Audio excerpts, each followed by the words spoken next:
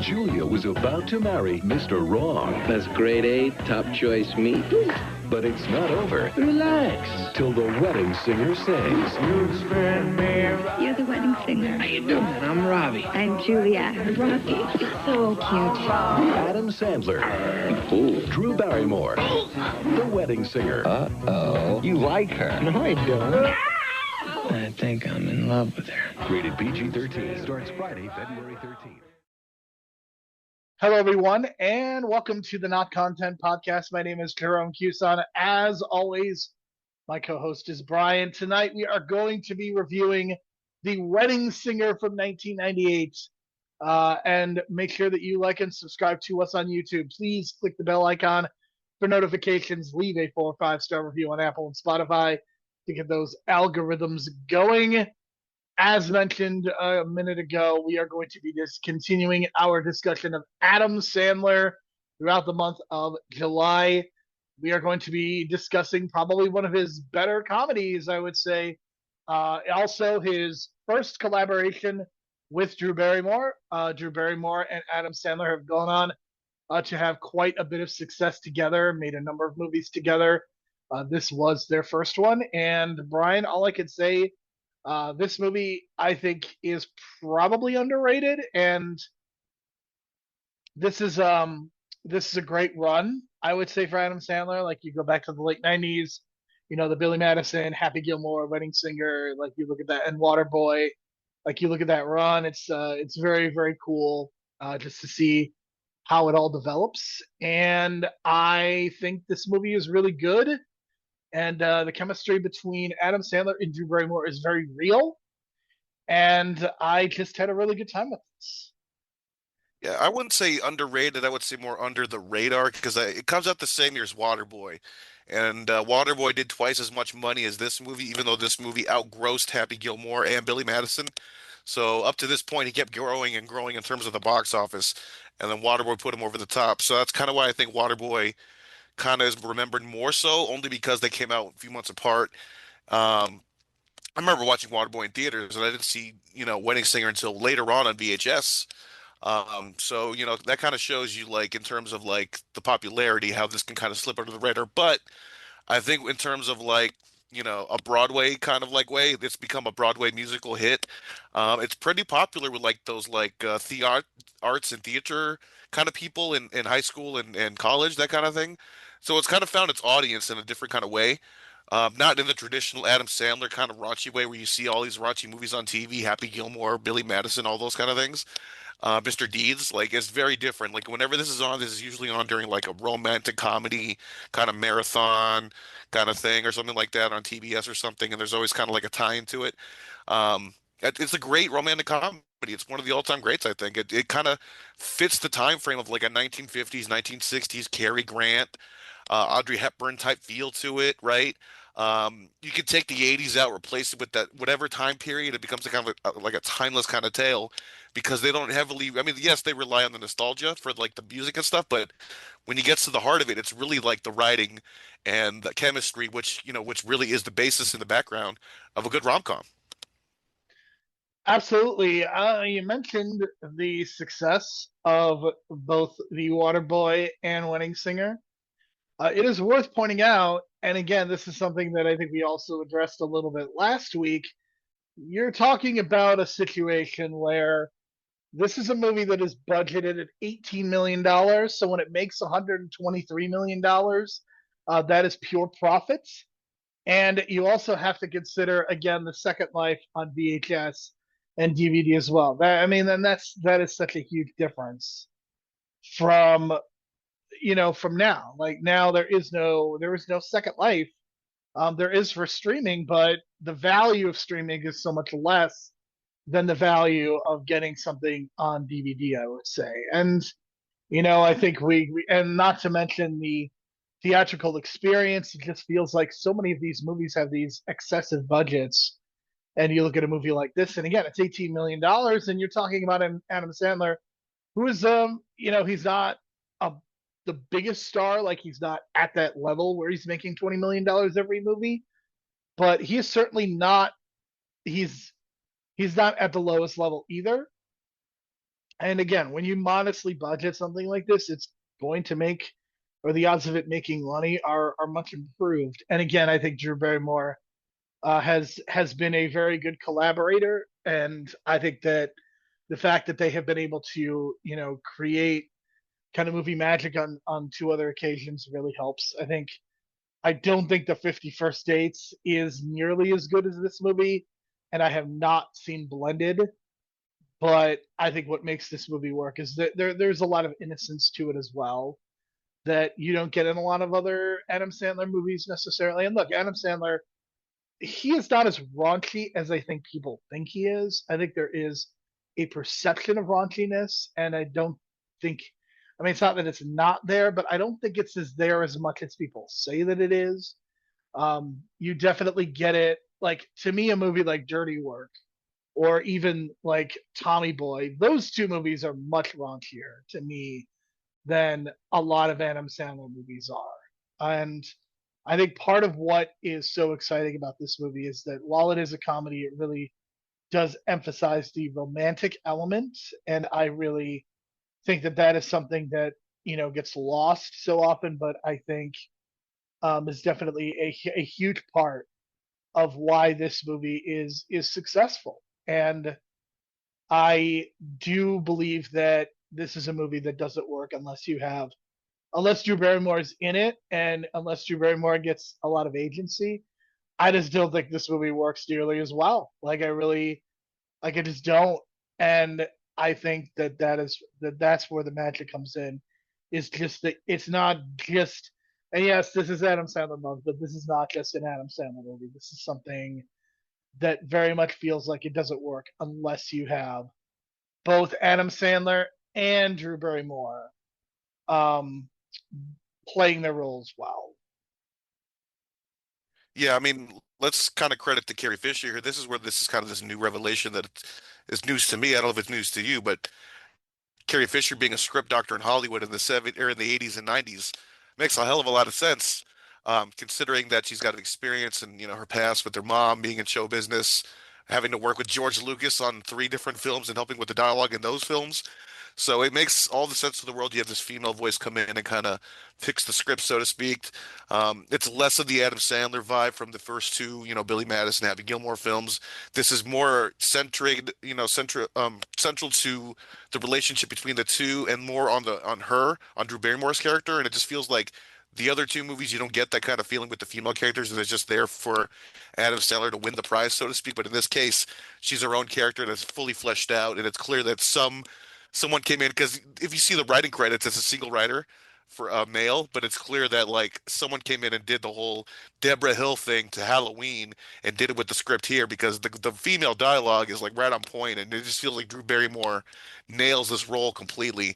It's one of my favorites of hers, and I haven't seen so much of her work, but just this role sticks out so much to me with the haircut and her naivete and her innocence and the fact that she just wants to marry the right guy and gets confused. It's all real emotions, and she's like showing all of her range of emotions in this movie, from like the highs and the lows and stuff like that.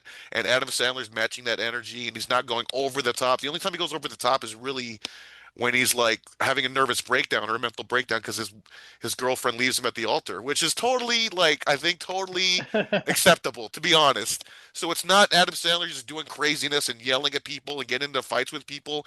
He's just a really innocent dude that had a really bad day, and Drew Barrymore was there to pick up the pieces, and then just they fell in the right place with each other. I mean, the impression that you get is they were kind of in the friend zone. Like, if you were to see what was going on before the movie, like it's very clear that they knew each other, and I think that's also kind of refreshing. Like, this isn't something that just evolves over 90 minutes. Like, you get a full sense of their relationship. And I also have to give a lot of credit to Matthew Glave, who is kind of a that guy actor. He plays Glenn, and Julia Drew Barrymore's fiance. I think he does a really good job just contrasting with Adam Sandler. And again, like he's playing a thankless role that like you're just the other guy, like you're just kind of a goofball who is like a horny goofball, no less. And I think he does as good of a job as you can with that kind of role. And I give him a lot of credit. I guess I was reading that the director, Frank Karachi, wanted to cast Christopher McDonald as Glenn, and that would not have worked at all. Like, and I get the temptation to put Adam Sandler and Christopher McDonald in a movie together, but the dynamic of the wedding singer is so much different than Happy Gilmore. Christopher McDonald being in this movie would have probably broken it in some ways. And I think the casting in No Name in this role is actually the right decision. And furthermore, not casting somebody funny also, I think helps. Like, they considered Ben Stiller and David Spade, and just I think the dynamic just changes and it becomes much more of a I think it becomes more comedic, and I think you sacrifice something. I think casting somebody who is not a pure comedian, I think enhances the part, and I think it really makes the movie feel different. And again, I think differentiating it from other Adam Sandler movies, to me, that feels like one of the important elements is that we're not doing something that is close to Billy Madison or Happy Gilmore. We are doing this romantic comedy, and I mean, look, the stakes of an Adam Sandler movie are always relatively low, with the exception of the movie that we're going to talk about next week. But they are heightened a little bit. This is not just about kind of Adam Sandler, saving his grandmother's house, or trying to save his father's company. I would argue that finding love is kind of a bigger deal for a movie like this. So yeah, it's just really really interesting to me how successful this movie is artistically, because again, Adam Sandler was very much like The Waterboy is almost completely different from this, and that comes out later this year. It also feels like they fleshed out all the characters out really well. Even the side characters even have like these weird arcs to them. Like you don't expect the old grandma lady that he's tutoring to actually have an arc by the end of the movie and actually like sing in front of her husband the whole time. Like she was like practicing to sing for her husband, and that was the whole point of it. And we actually get to see it. We see like his friend kind of get the love from the other friend. You know what I mean? Like someone, like everyone gets their arc basically, and it's kind of weird how that happens. Like usually a lot of these side characters in these movies just get forgotten, or they just have throwaway lines or something like that. But they went out and fleshed out all these different arcs for these characters, and everyone has a successful moment. Even like a Steve Buscemi, who's just a drunk at the beginning of the movie. At the end of the movie, he's singing for Adam Sandler. So there's the arc right Yeah. there. And I gotta say that Alexis Arquette, or is it Alexis Arquette? Which Arquette? I'm sorry, I mix up the Arquette names. Uh, Alexis Arquette. It is Alexis Arquette. She did a tremendous job as this like Boy George wannabe, but I think you can do it in so many different ways. You can do it as like making fun of Boy George. You can cast a completely ugly dude for that role just to even make fun of even more. But they treated it with sincerity, right? Like it almost feels like they were paying tribute to Boy George and paying homage to him as opposed to like making fun of him, which a lot of there have been a lot of people that have done that in writing and comedy, right? Like it's easy to just target a guy like Boy George to do that. And in this case, they really went sincere with it. And at the end of the movie, she kind of like, it doesn't, she's still in the band or whatever, but she's like finally accepted. Like I think the whole arc for her was her getting rejected by the everyone's been singing her song, and by the end of the movie, she's kind of accepted for singing her song. So that was really cool. And then of course, I think Billy Idol's cameo was tremendous because he still looked good in '98. Like, this is a 13-year gap between the actual time period. So he's supposed to be in '85 and he still looks good. So I got to credit to him for probably all the drugs he's done and all the drinking. He still looked good. And he really executed his lines well. And he almost wanted to see him more in movies, but I guess he never really wanted to. But he was just honored to be in the movie because I guess, at the time his kids were fans of Adam Sandler. Makes total sense. And then Jerome, this is the first time you've ever heard the song "Getting Old with You." I'm kind of curious as your thoughts, and like, does it I compare to mean, the Chris there's Farley the song? there's the there's the cliche about ending in the airport, right? Like that's a romantic comedy cliche, and this time you ended on a plane, and I think it works out extremely well. I think it is a very well done and emotionally appropriate ending. So I really appreciate the fact that they. I mean, again, it is a cliche, but I think it actually still kind of works too. Like just because it's a cliche doesn't always mean it's bad, especially if you do it well. And I think the song is appropriate, and I think it does a good job of kind of getting over the idea that these two are going to end the movie in a romantic partnership. So that's really cool. I think this movie is a surprise to me just because of how well it works for the entirety of its runtime. Like I never felt like the movie was too long or too short. I really do think that there is a magic to having a movie that's 95 minutes. And that's what I think Adam Sandler does really well. And like that's part of my concern with Happy Gilmore 2 is this movie going to be is it going to be like an hour and 55 minutes? Is it going to be 2 hours? Because I don't think that's a good thing. I think Adam Sandler's wheelhouse is these movies that are 90 minutes. And I think that's the magic of these first 2 weeks that we've discussed. And part of the reason that I think these movies are good is because they are appropriately paced. Absolutely. It's hour and 35 minutes. I got really lucky when I used the Tubi app. This was on Tubi when when I watched it. Somehow it had no commercials. I don't know what I did. I don't know what I pressed, and I was waiting and I was waiting and I was waiting and I it hope never. you bought a lottery ticket that day too. No, it's so weird. When does that ever happen that you watch a movie on Tubi and you get no ads? I don't know what happened, but I was in shock. And I know this sounds like it's a crazy person talking, but it happened, folks. As I sat there for like 90 minutes straight because this movie's a quick watch, and I'm just waiting and waiting, and no commercials happen. So God bless on that part. But yeah, this is a great pickup if you ever collect CD, soundtracks. It's 2 volumes because they get a lot of hits in this soundtrack, and it's a lot of bangers, a lot of hit songs. I love the soundtrack so much. It's no wonder that they transferred this into a musical on Broadway, successful. Yep. From what I read, it got nominated for a bunch of Tonys, but it didn't win. I guess I don't know if that's a I don't know if it was a competition thing or they're just an anti-Adam Sandler thing or whatever, but I'm glad that Adam Sandler and the writer of this movie gets a cut of it.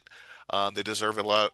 And yeah, I just think that this was a great watch, and I just loved every minute of it. It's one of my mom's favorite movies, and it's an Adam Sandler movie, so that tells you a lot. So Yeah, I mean, I could see that. I could see this movie appealing much more to female audiences than a lot of other Adam Sandler movies, just because it is less boyish in its traits. So, like, I think that makes a lot of sense. I think part of what makes this movie work, as you mentioned, is bringing on these other characters.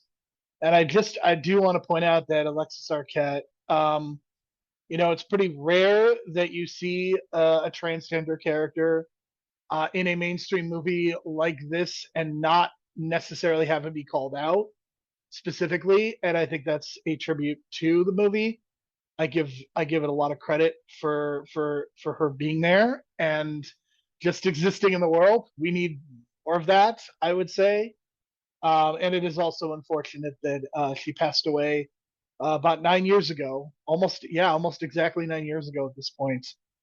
She contracted HIV in 1987 and lived about 20 years, which is not no small feat, especially being diagnosed in 1987.